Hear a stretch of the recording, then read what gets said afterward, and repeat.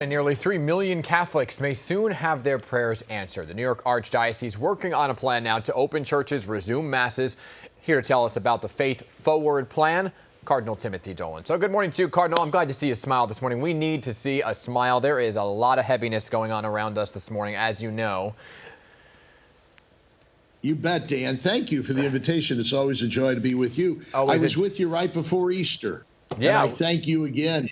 I thank Pix 11 again for your extraordinary cooperation with the Palm Sunday Mass and the Easter Sunday Mass. These have been immensely helpful to us, Dan, as well as our creative, innovative live streaming from our priests. But as you just hinted at, our people are itching to get going with the Mass and the sacraments. They need that spiritual battery more than ever, and we've got a pretty good plan. We call it Faith Forward, a staggered, careful, prudent plan to gradually ease back until the full sacramental worship prayer life of the church. So it's going to be slow.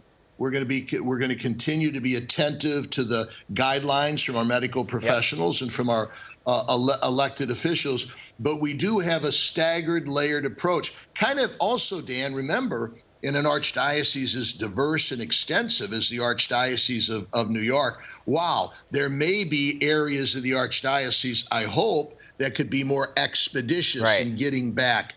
Our goal, our trophy, the 7th game of the World Series here, Dan, is to get back to Sunday Mass. Right. That's the goal. We don't know when, but we are ready. We're ready to do it. So, we owe it to our people to have a strategy in place, and that we've got. And I'm glad we do. Once we get you going, I know it's hard to interrupt you there. So to lay out the plan for me, right? So what? There's not an exact date then, but what does it look like? What does this roadmap briefly look like?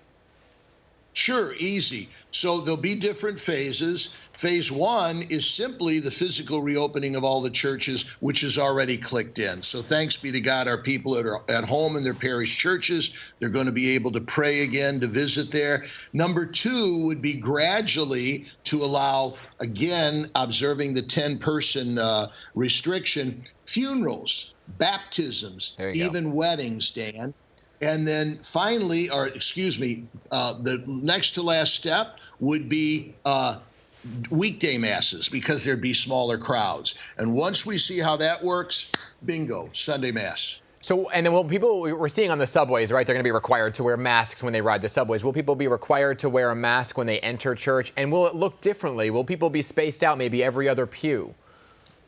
It will be, Dan. We're pretty scrupulous in being as hygienic and safe as possible. Look, we got a moral imperative to provide our people with the Mass and the sacraments. We've also got a moral duty to protect the health of our people, our priests, and the wider community. So there will be, yes, there'll be distancing in church. We'll know just from the architectural design how many people can safely come into church, and there'd be vigilance over that. We would require masks. We would want there'd be the sanitation for the hands all over the place.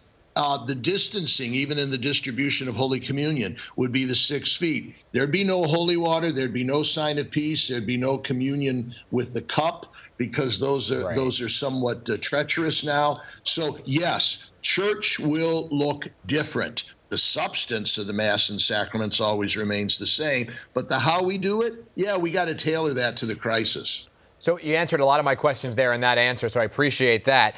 2 more things for you. The Brooklyn Diocese, they started reopening already for limited services. So I'm just curious as to why things aren't happening the same in Manhattan.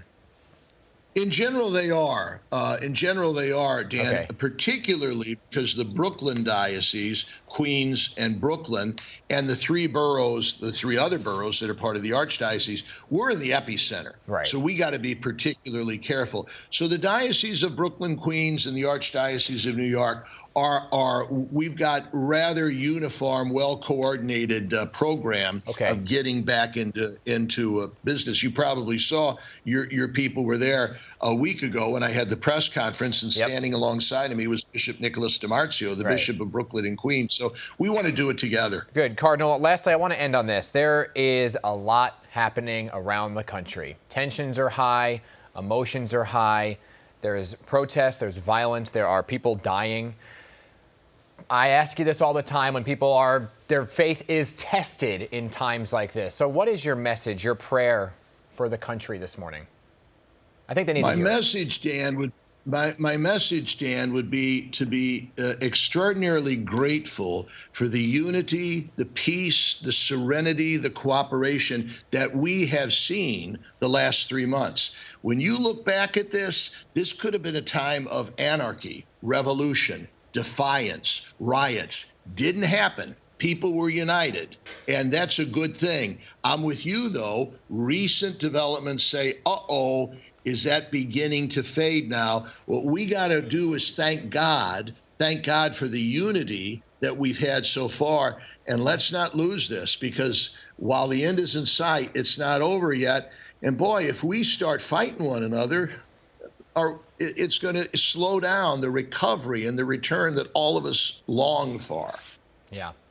I hope people hear that message, especially in Minneapolis and New York City this morning. I think there's some really troubling times out there, and emotions are high, and people are questioning all of that. You know what I'm saying? I appreciate it, Cardinal. You bet, Dan. Thank you. Stay safe to you. Okay, 8:44.